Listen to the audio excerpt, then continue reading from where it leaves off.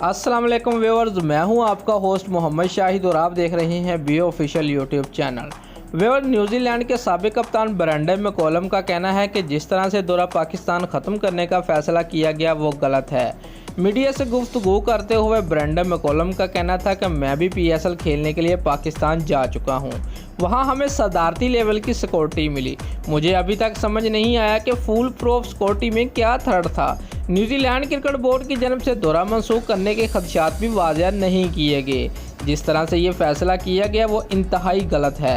New Zealand cricket को वाज़ेह करना चाहिए था कि उन्होंने ये फैसला किस वजह से लिया। पाकिस्तानी अवाम क्रिकेट से मोहब्बत करने वाले लोग हैं। PCB और शायकीन न्यूजीलैंड क्रिकेट बोर्ड के इस फैसले पर इंतहाई गुस्से में हैं।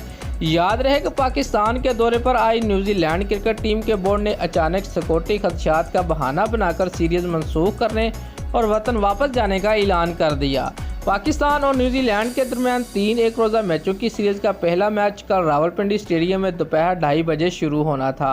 पाकिस्तान 18 साल बाद अपनी सरजमीन पर न्यूजीलैंड टीम की मेज़बानी के लिए तैयार था। ताहम अचानक मेहमान टीम की क्रिकेट बोर्ड ने दौरा ख़त्म करके टीम को वापस बुलाने का ऐलान कर दिया। दोस्तों, अगर आपको हमारी ये वीडियो अच्छी लगी है तो लाइक और कमेंट ज़रूर करें और हमारे चैनल को सब्सक्राइब करना मत भूलिए। शुक्रिया।